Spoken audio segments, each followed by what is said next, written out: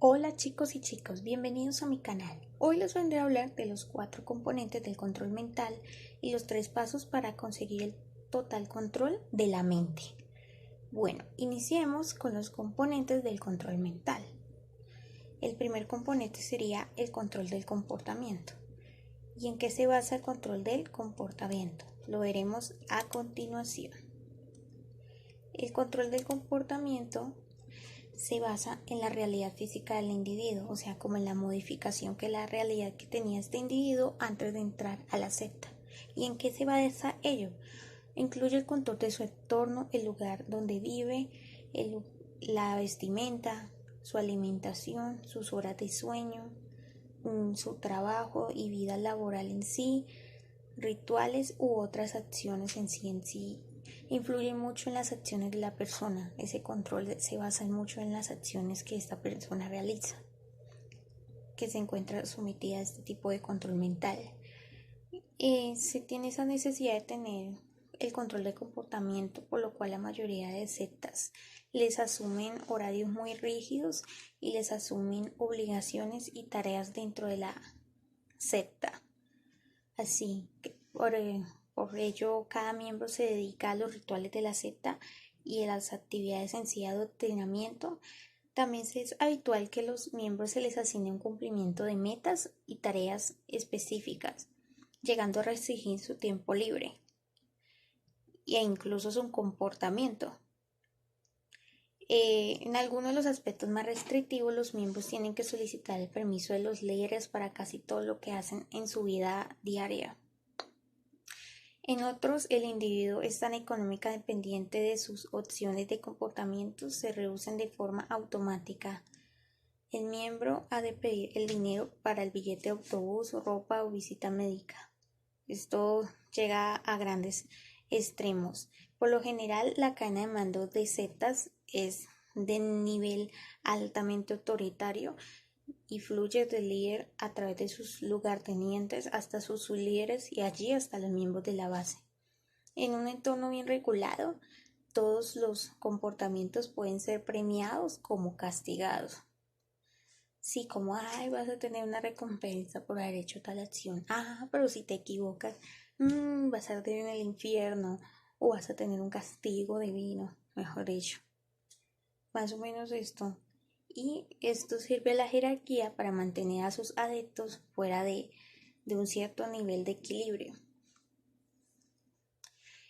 Otras formas de castigo pueden incluir el ayuno voluntario, las duchas con agua helada, permanecer una noche entera de vigilia o incluso algunos trabajos de penitencia. Una persona que participe activamente en su propio castigo llegará a creer que lo tiene merecido, o sea, en ese control mental le harán creer en su mente que sí se merece lo que está viviendo, que es un pecador, que es lo peor, que se lo merece, cuando en realidad no es así. Cada grupo en particular tiene su propia serie de comportamientos rituales que llegan a fortalecer su cohesión. Pueden incluir particulares como en el lenguaje, las posturas, las expresiones faciales, también como las formas más tradicionales de representar las creencias de una determinada secta. Un gran ejemplo serían los monis que siguen muchas tradiciones orientales, costumbres orientales, como andar descalzos cuando entraban al centro moni, sentarnos sobre los talones y hacer una reverencia saludando a los miembros de mayor edad. Practicar estas cosas los hacían sentir más especial a sí mismos. Si un individuo no se comporta con suficiente entusiasmo, puede ser llamado por un líder y acusado por tener una conducta egoísta e impura y de no esforzarse lo suficiente. Y se le exigirá que emule a un miembro más antiguo del grupo, incluso al extremo de imitar el tono de su voz. La lección más importante allí será la obediencia. Y la obediencia al grado de llegar a ser sumisos, como lo que le resumiría yo. Bueno, segundo control mental. El control del pensamiento. ¿En qué se basa el control del pensamiento? Se basa En el segundo componente de la importancia en el control mental, que incluye el adoctrinamiento profundo de los miembros, que estos interiorizan dentro de la doctrina del grupo, incorporando un nuevo sistema de lenguaje y llegando a utilizar técnicas de interrupción del pensamiento para mantener la mente centrada. Al fin, ser un buen miembro. La persona debe aprender a manipular sus propios procesos de pensamiento, tiene como que manipular lo que piensa. No puede pensar cualquier cosa, ¿no? En las sectas totalísticas, la ideología es interiorizada como la verdad, el único mapa de la realidad, o sea, lo que le enseñan es la única verdad, lo demás es fake, o sea, mentira. Es como lo que nos da a entender. La doctrina no sirve para filtrar la información que se recibe, sino también para regular cómo se debe pensar. Nos dicen, deben pensar esto, esto, esto. No pueden pensar otra cosa, o sea, si piensan otra cosa, están excluidos, serán rechazados, repudiados. A pesar de que en la secta la mayoría digan, ay, se basa en amor del prójimo. Por lo general, la doctrina es absolutista, dividiéndolo en blanco contra el negro, allí llegándose a tocar el famoso tema del dualismo, o sea, como uno contra otro. Nosotros contra ellos. Todo lo que es bueno es representado por el líder y el grupo. Todo lo que es malo se halla en el exterior. O sea, bueno, las personas que están dentro de la secta son buenas, castas. Las que están fuera de la secta, el mundo exterior, son sucios, impuros y pecadores. Una gran parte de las sectas totalísticas afirman que sus doctrinas están científicamente probadas. La doctrina se proclama paz a responder las cuestiones planteadas por cualquier problema o situación. El adepto no necesita pensar por su cuenta porque la doctrina piensa por él. No tiene un pensamiento autónomo ni crítico, no piensa por sí mismo, sino piensa por lo que se le es impuesto. Es habitual que en una secta destructiva cuente con su propio lenguaje simplificado de palabras u expresiones, dado que el lenguaje suministra símbolos que solemos utilizar para el pensamiento, para el control de ciertas palabras, ayudando a controlar el pensamiento. Muchos grupos llegan a sintetizar situaciones complejas, llegándolas a etiquetar y luego llegándolas a convertir en frases hechas de la secta. Estas etiquetas son la expresión verbal del lenguaje simplificado, gobernando en cierta manera el pensamiento del otro. Se usa el lenguaje para el control mental de los miembros de la secta. Bueno, un ejemplo sería que los monis siempre tenían dificultades para relacionarse con alguien que estuviera por encima o por debajo de la jerarquía de la secta. Se decía que era un problema Caín y Abel. No importaba quién estuviera involucrado o de qué problema se tratara en sí, era simplemente un problema Caín y Abel.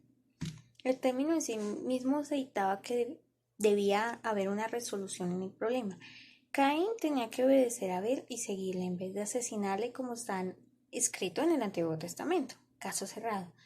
Pensar de otra manera habría sido obedecer el deseo de Satanás de que el malvado Caín prevaleciera sobre el honrado Abel. Un pensamiento crítico acerca de un mal paso del líder no puede atravesar este bloqueo en la mente de un adepto. Las frases hechas de una determinada secta o en sí un lenguaje simplificado también levantan una pared invisible entre los creyentes y los advenedizos. El lenguaje ayuda a que los miembros se sientan especiales, se sientan como en casa y distintos de las personas comunes. Esto puede llegar incluso a un complejo de superioridad, creerse superior a otros por las creencias religiosas que se profesan. También sirve para confundir a los que recién acaban de entrar a la secta, que querrán entender de qué están hablando los miembros y que piense que solo tienen que esforzarse más en el estudio para poder comprender la verdad y en realidad llegar a incorporar el lenguaje simplificado. Lo que aprenden es a no pensar, aprenden el significado. En una secta no se piensa, solo se cree, o sea, es el mandamiento principal, creer. Bueno, otro punto clave en el control del pensamiento se basa en entrenar a los miembros para que bloqueen cualquier tipo de información que sea crítica en el grupo. Bueno,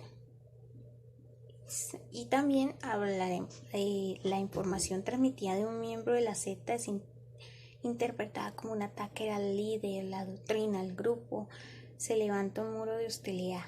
Los miembros están entrenados para no aceptar la información crítica, solo están entrenados para creer lo que dicen los líderes. Ellos no pueden cuestionarse si lo que creen es adecuado o no es adecuado, solo tienen que obedecer prácticamente.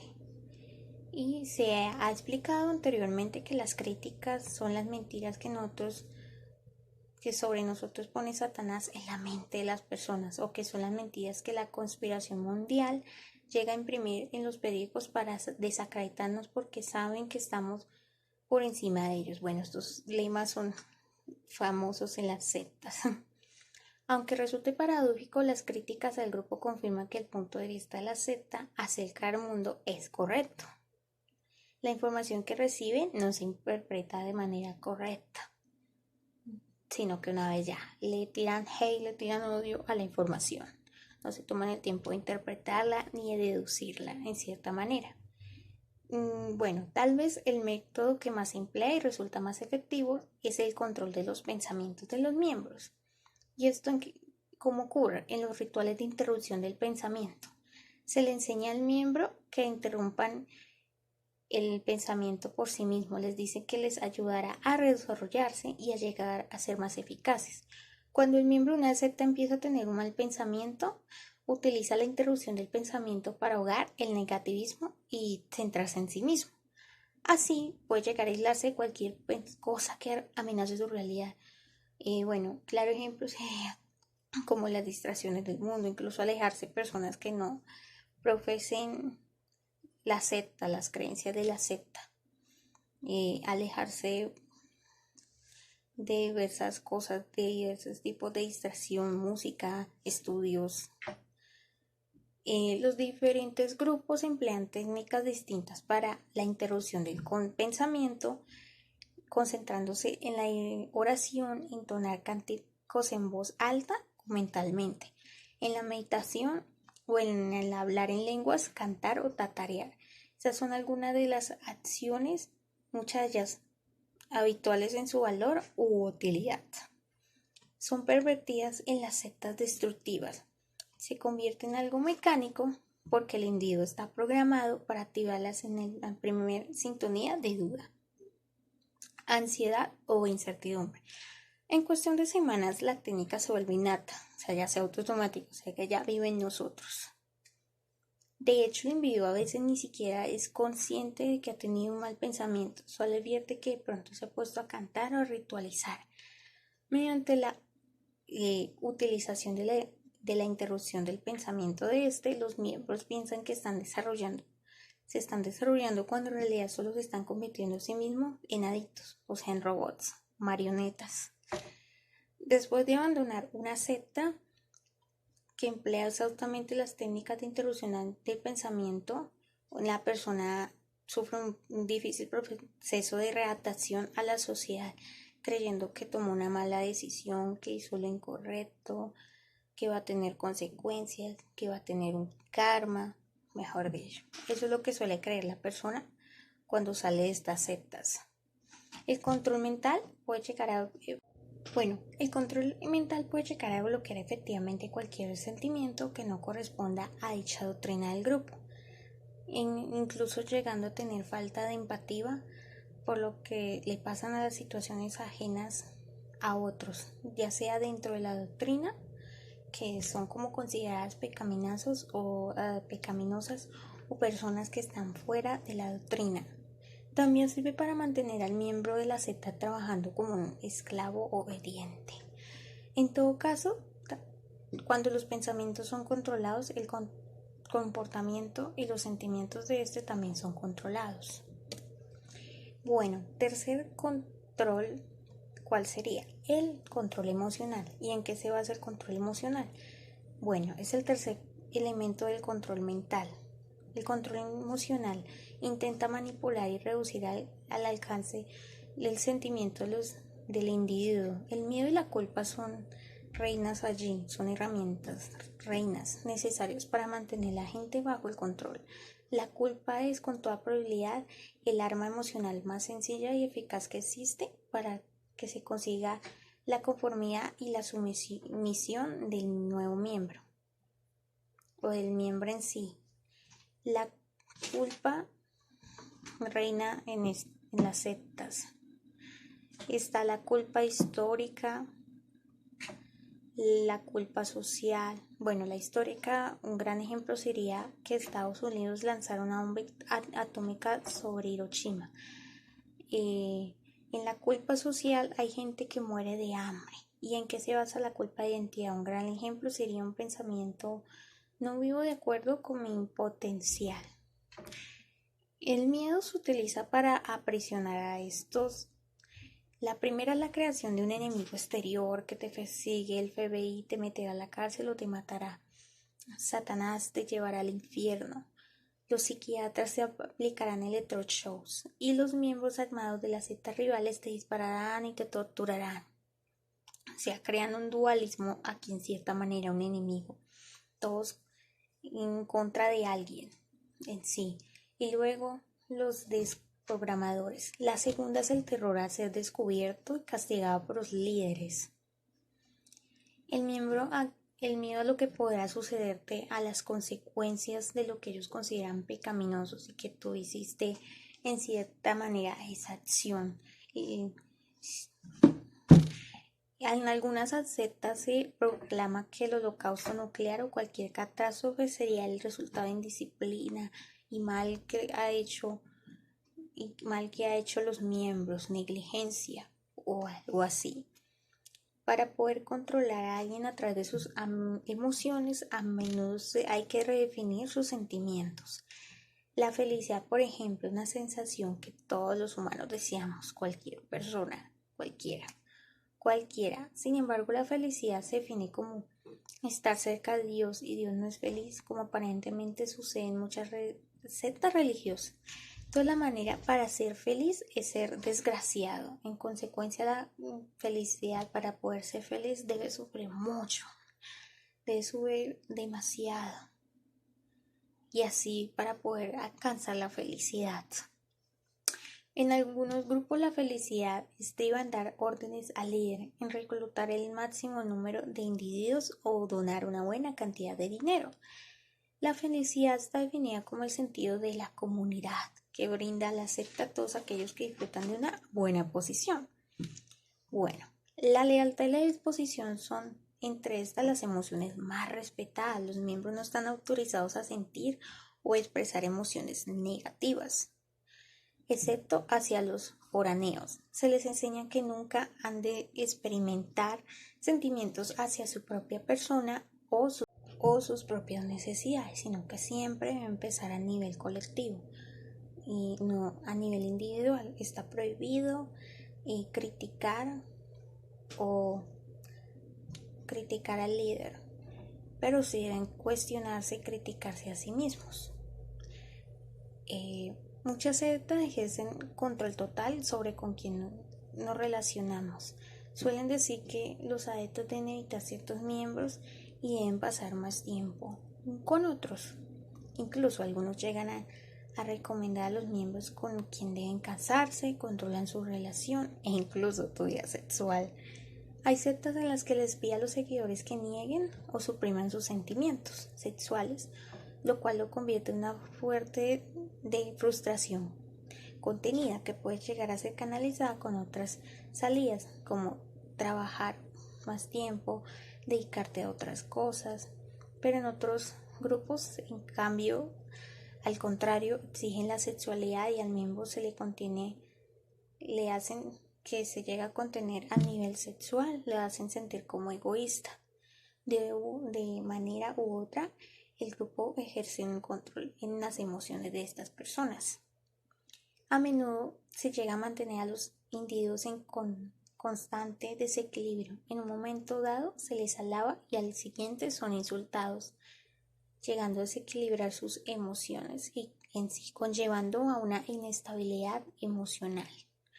Este mal uso de las técnicas de la modificación del comportamiento recompensa y castiga, creando una sensación de dependencia e indefensión. En algunas sectas, un día pues está haciendo relaciones públicas vestido con traje y corbata, y ante las cámaras de televisión el siguiente de estar en otra provincia relegado a trabajos manuales como castigo por algún pecado imaginario, algún pecado de la secta, por cualquier errorcito, por más mínimo que sea. La técnica más efectiva para el control emocional es la implantación de fobias, ya que se consigue que los individuos experimenten una reacción de pánico al pensar en marcharse, sudores, palpitaciones, tensos deseos de evitar la posibilidad. Les dice que si se marchan se encontrarán perdidos e indefensos en medio de los terribles horrores del mundo, que les asesinarán, se convertirán en drogaditos, se suicidarán, que tendrán un destino trágico si se salen de la secta. Ejemplos de casos semejantes que narran tanto en las conferencias con media voz de corrillos informales. Es casi imposible que un miembro obstinado de una secta llegue a sentir que se encontrará alguna seguridad fuera de la doctrina a la que está siendo sometido. Cuando los líderes de la secta declaran en público, los miembros son libres de marcharse cuando les parezca la puerta está abierta. Esto es como una cierta técnica de psicología inversa para jugar con su mente, dando la impresión de que los miembros son libres de escoger cuando en realidad no. Cuando, no, si te vas, te pasa tal y tal cosa. O sea, como que ya han jugado con su mente cuando le dicen esta frase. Sin embargo, los miembros tal vez no dispongan la posibilidad real de escoger porque se les ha ordenado de tener fobia al mundo exterior y las cosas que éste conlleva. Las fobias inducidas eliminan la posibilidad psicológica de que un miembro decida abandonar el grupo simplemente porque no es feliz, porque desea hacer otra cosa. Si las emociones de una persona están bajo el control de un grupo, acto seguido lo harán en sus pensamientos y pues en su comportamiento, lógicamente. Bueno, cuarto tipo de control, el control de la información. ¿En qué se basa el control de la información? Es el último componente del control mental. La información es el combustible que utilizamos continuamente para que la mente funcione de manera correcta. Niéguele a un individuo la información que necesita para emitir un juicio acertado y sea capaz de hacerlo. La gente permanece atrapada en las sectas destructivas no solo porque se le niegue acceso a una información crítica, sino porque además ha sido despojado del mecanismo interno que conlleva procesarla. El control de la información tiene un impacto tan dramático como devastador. En muchas sectas totalísticas, los adeptos cuentan con un mínimo acceso a los periódicos, revistas y programas de radio y televisión ajenos a la secta. Esto se debe a que en parte están ocupados, que no disponen de tiempo libre, siempre están haciendo los deberes que le imponen la secta.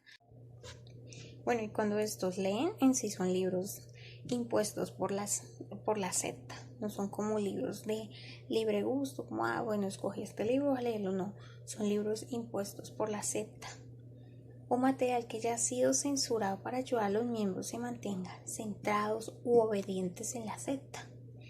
El control de la información también se enciende en todo tipo de relación. No se permite a los miembros que discutan entre sí nada que sea crítico respecto al líder, la doctrina u organización.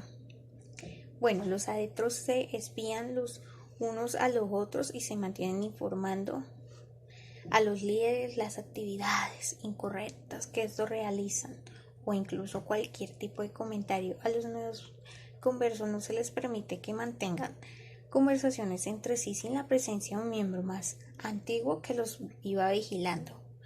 Bueno, lo más importante que se les exige es que eviten todo tipo de contacto con los miembros o con quienes tengan un tipo de pensamiento crítico. Bueno, se deben alejar de todo lo que la gente podría facilitarles la mayor cantidad de información.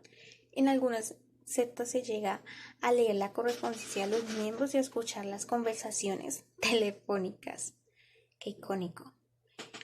Por lo general, la información es fragmentada para que los miembros no obtengan un panorama global en sí. En las grandes sectas se informa a los adeptos únicamente que aquello que necesiten saber para realizar sus trabajos. Así un miembro de otra ciudad no tiene por qué saber necesariamente que en otro lugar se ha tomado una importante decisión a nivel legal. Que en la prensa han aparecido comentarios críticos o una discusión interna creando desvanencias en el grupo. Bueno, los miembros creen que, por supuesto, que saben mucho más las actividades del grupo que los extraños. Pero al llegar a asesorar a esos miembros, son descubiertos a menudo que ellos saben menos. Las sectas destructivas en la manera en que controlan la información es en la creación de muchos niveles de verdad. Estas ideologías se basan en que las sectas tienen doctrinas exteriores y doctrinas interiores. El material exterior es propaganda relativamente suave destinada al público y en general pues a nuevos adeptos. Bueno, las doctrinas interiores se basan en que desvelan información a medida que aumenta el compromiso del individuo a nivel colectivo. Bueno, un adepto debe creer sinceramente que las doctrinas exteriores no son mentiras, sino un nivel diferente de verdad, llegando a creer que su entorno tiene múltiples niveles de verdad. Los líderes de las sectas consiguen que a un individuo le resulte imposible efectuar una valoración final a nivel objetivo.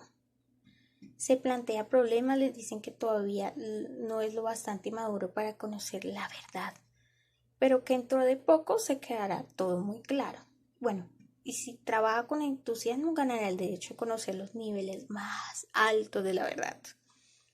Pero también hay muchos niveles inferiores. A medida que un miembro va avanzando, se cree que sabe todo y que ha encontrado varios niveles del centro a los preguntones que insisten en saberlo todo y además ya enseguida naturalmente son reorientados hacia una meta externa hasta que se tranquilizan. Bueno, vamos a ver los 3 pasos para conseguir el control de la mente. El primero sería la descongelación. ¿En qué se basa la descongelación? Se basa en predisponer a una persona para un cambio radical. Lo primero es perturbarse. Se basaría en predisponer a la persona a un cambio radical, llegando a perturbar su realidad. Sus adoctrinadores deben desorientarlo. Sus marcos de referencia para comprenderse a sí mismo y a su entorno deben ser cuestionados y destrozados. Deben cambiar la versión de la realidad en la que están inmersas. Bueno, hay muchos métodos para conseguir el descongelamiento. Es la desorientación psicológica, la cual se basa en privar el sueño. Es una de las técnicas más comunes y las más eficaces para quebrar su resistencia. Además, el cambio en sus hábitos alimenticios y horarios alimenticios también, para producir un efecto de desorientación. Algunas sectas utilizan dietas bajas en proteínas y alto contenido de azúcar, una alimentación escasa durante periodos prolongados y continuos. Para minar la estabilidad del individuo, la descongelación se consigue más fácilmente en un entorno controlado por completo, como una casa aislada, pero también en lugares mucho más accesibles como el salón de un hotel.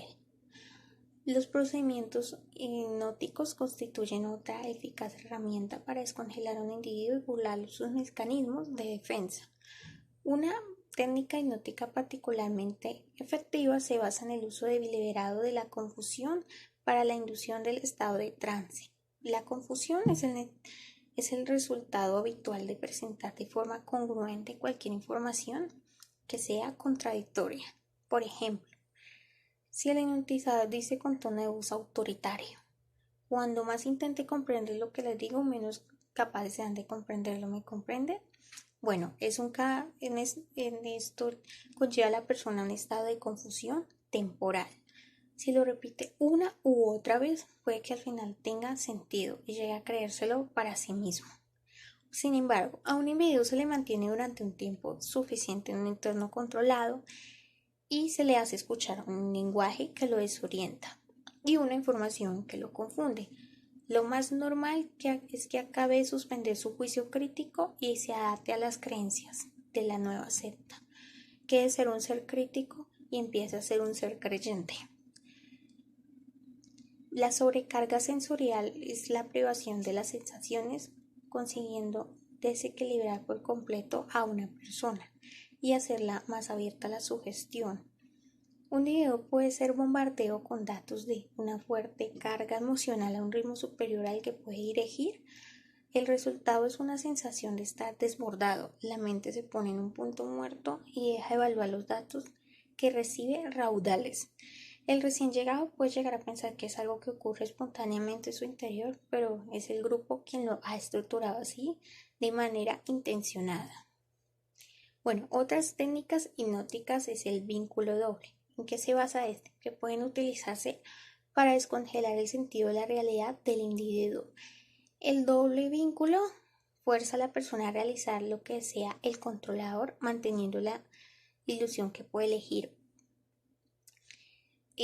Ejercicios tales como meditaciones guiadas, confesiones personales, rezos, ejercicios gimnásticos vigorosos, incluso cantar a nivel grupal, también facilitan la descongelación. Es típico que estas actividades comiencen de manera inocente e ingenua, pero poco a poco se vuelven más intensas e intencionadas, conforme progresa el taller del trabajo o el seminario sobre la mente del individuo. Casi siempre son realizadas a nivel grupal, implicando la falta de intimidad y frustrando la necesidad del individuo a estar solas y pensar y reflexionar a sí mismo, y siempre hacerlo de una manera colectiva. En esta etapa del descongelamiento, a medida que los sujetos se debilitan, la mayor parte de las sectas les bombardean la idea de que tienen graves defectos, que son incompetentes, que están enfermos mental o espiritualmente, que tienen cualquier problema importante para el individuo, como el bajo rendimiento de estudios y en el trabajo, exceso de peso, dificultades de sus relaciones personales, son exagerados al infinito para probar que no vale nada, o sea que está exagerando en los problemas que está viviendo. Algunas sectas pueden llegar a ser bastante virulentas en sus ataques personales, llegando con frecuencia a la humillación grupal si éste llega a cometer alguna falta. La segunda técnica sería el cambio. El cambio se basa en imponer una nueva identidad a la persona, una nueva serie de comportamientos, pensamientos u emociones para llenar el vacío dejado por la desaparición de la identidad anterior. El adoctrinamiento de esta nueva personalidad se realiza de manera formal en seminarios y rituales, como informalmente en compañía de otros miembros, con lecturas y audiciones de grabaciones y videos. Bueno, muchas de estas técnicas son utilizadas en la fase de la descongelación, también son aplicadas en esta. La repetición, la monotonía y el ritmo. He aquí las adormecedoras cadencias hipnóticas, a través de las cuales normalmente se basa el adoctrinamiento. Los datos se repiten una u otra vez. Y si las conferencias tienen una preparación más seria, verían en algo que sus charlas para mantener la atención, pero el mensaje siempre es el mismo. Durante la fase del cambio, todas las repeticiones se centran en unos cuantos temas básicos. Se les dice a los nocivos lo malo que es el mundo y que los no iluminados no saben cómo arreglarlo, que lo van a destrozar, que nosotros, que la secta es la salvación, por decirlo así. Y los comportamientos se moldean al principio de manera sutil, después con determinación.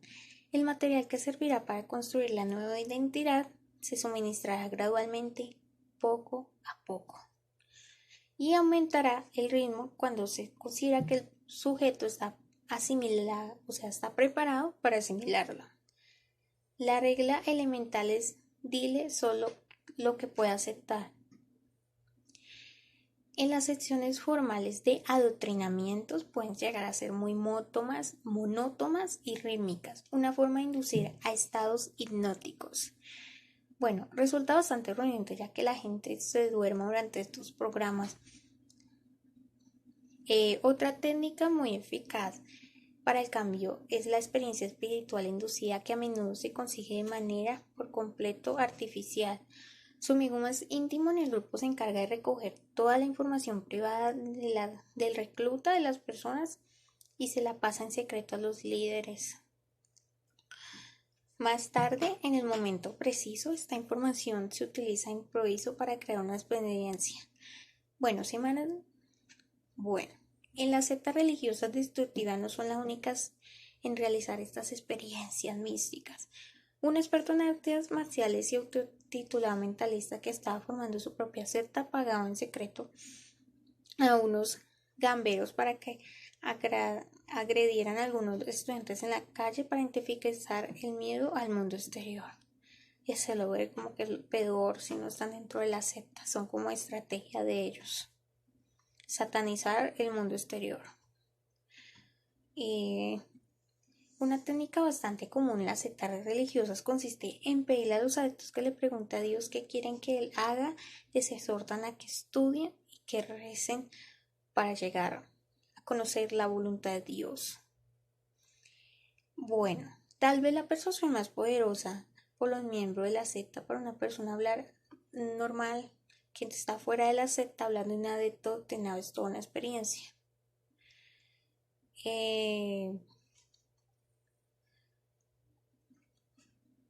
Bueno, los seres humanos tenemos una capacidad increíble de adaptarnos a nuevos entornos.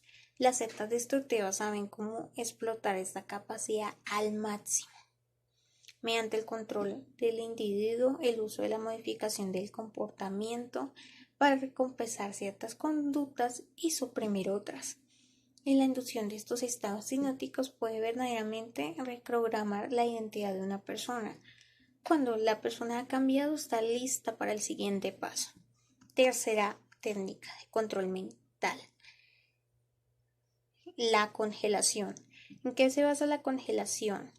Después de que alguien ha sido quebrado y adoctrinado en el nuevo sistema de creencias, debe ser reconstruido por el nuevo nombre o la nueva mujer. Se le dará un nuevo propósito en la vida y nuevas actividades que considerará en su nueva identidad. Una vez más, en las dos primeras etapas que son empleadas en la base de la congelación, los líderes de la secta deben ser razonablemente seguros de que la nueva identidad se halle bien consolidada para que la persona salga inmediatamente de su entorno. Bueno, de este modo, los nuevos valores y creencias deben ser interiorizados por el nuevo recluta. La primera y la más importante es que la nueva persona es denigrar su anterior personalidad, hacerlo ver como que era lo peor, que era una mala persona, cuando puede que sí, cuando puede que no. Lo peor que le puede pasar a una persona es actuar como él mismo, a menos que sea la nueva personalidad de la secta, que está completamente formada a cabo de varios meses te van modificando tu conducta. La memoria del individuo se distorsiona, minimizando las cosas buenas del pasado y exagerando los pecados, fallos y errores que tuvo en su pasado, haciendo ver el pasado como lo peor, cuando pues la realidad es que todo, el famoso lema de todos tenemos un pasado, sea bueno o sea malo. No es sentirnos orgullosos de nuestros errores, pero tampoco es satanizar nuestros errores en el pasado, pero ellos hacen lo contrario, los satanizan. Los talentos especiales, los intereses particulares, las aficiones, los amigos y las familias deben ser abandonados, deben aislarse de ellos porque los pueden inducir al pecado, a incumplirle a la secta. Durante la fase de la congelación se le modela al método primario para proporcionar una nueva información. Los nuevos miembros forman pareja con los antiguos que se encargan de enseñarle los entresijos. El hijo espiritual es instruido para que imite lo que hace el padre espiritual. En esta técnica cubre también varios propósitos. Mantiene al miembro antiguo en la buena senda del tiempo que gratifica su ego y estimula con ansias al nuevo miembro en convertirse en un modelo respetado para entrenar modelos jóvenes. Básicamente, como que, bueno, lo entrenan, la mayoría como que les parece atractivo entrenar a otras personas nuevas, novatas que están entrando allí y también tienen como una meta a futuro realizar esta misma acción. El grupo o sea, a nivel colectivo es la verdadera familia, la persona se le inculca eso en su pensamiento e ideologías. Ni cualquier otra es solo la vieja familia física, o sea que tu familia ya no es tan tu familia. Es como, bueno, sí, es tu familia ya, porque tiene tu sangre, pero la familia de las sectas es tu familia. Algunas sectas llegan a insistir en que es una transferencia muy literal de la lealtad familiar. Jim Jones no era ni por asomo el único líder de la secta que insistía en que sus seguidores le llamaran papá. En mi propio caso dejé de ser Steven Hassan, hijo de Milton y Estelle Hassan, y me convertí en Steven Hassan, hijo de Sun Myung Moon y Ha Jack-yan, los autoproclamados padres verdaderos de toda la creación. Y a cada momento me lo vivían recordando. A cada momento se lo vivían recordando. Bueno, y en la nueva entidad esta persona quieren pensar como él, sentir como él y actuar como él. Quieren actuar como lo hacen las demás personas o el modelo a seguir de la secta, lo que crean la secta en sí. Bueno, para el aceleramiento de la congelación del individuo, algunas sectas le dan un nuevo nombre. Muchas veces le cambian su manera de vestir, le cambian su peinado y todo aquello que le llegue a recordar su pasado. Como ya he mencionado muchas veces, como ya lo he mencionado, deben aprender a hablar una jerga distintiva o un lenguaje determinado de la secta. Bueno, generalmente se le ejerce una presión sobre el nuevo miembro para que entregue sus ahorros y demás posesiones, llamándole ofrendas, diezmos u otro nombre, pero en sí dando e invirtiendo dinero en la secta. Esto persigue un doble propósito. No solo enriquecer la secta, obvio, es el principal objetivo, también dona los ahorros de toda una vida, congela al individuo en el nuevo sistema de creencias. Sería doloroso admitir el error y también consigue que la supervivencia en el mundo exterior parezca mucho más difícil que una persona que piensa abandonar la secta. O sea, como que su mente hace que a nivel económico lo afecte. El impedirle dormir, la falta de intimidad y cambios dietéticos se prolongan durante varios meses e incluso más, llegando al año. El nuevo miembro se le traslada a un lugar lejos de su vecindario. Eso tiene que cambiarse de casa porque está cerca del pecado y puede llegar a pecar. Eso sí, tiene que cambiarse de casa. Y de sus fuentes de influencia, incluso una nueva ciudad donde no ha estado jamás, incluso otro barrio, así llegando a fortalecer la dependencia total de las figuras autoritarias de la secta. Claramente, tiene que ser obediente. Es el típico nuevo miembro que se le asignan tareas de proselitismo tan pronto como se le sea posible. Bueno, las investigaciones realizadas en psicología social demuestran que las nuevas creencias intentan convencer a otros para que las acepten. Buscan nuevos adeptos, cristalizando la identidad construida por la secta en un plazo breve.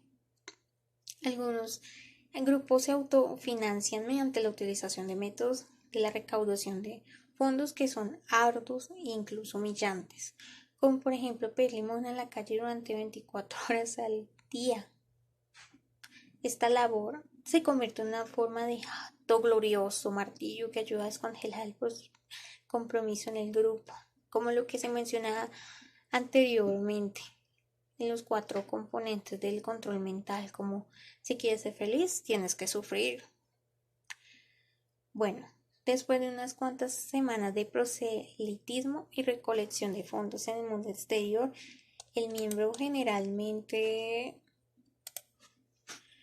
tiene que ya como es que se adapta a esa nueva realidad a la que se le fue impuesta. Cuando el novicio ya ha pasado como un determinado tiempo con los miembros antiguos, fui a la misión de que entrenar a los nuevos y a los recién llegados. Bueno chicos, esto fue todo por hoy. Muchas gracias y suscríbanse al canal y denle a la campanita.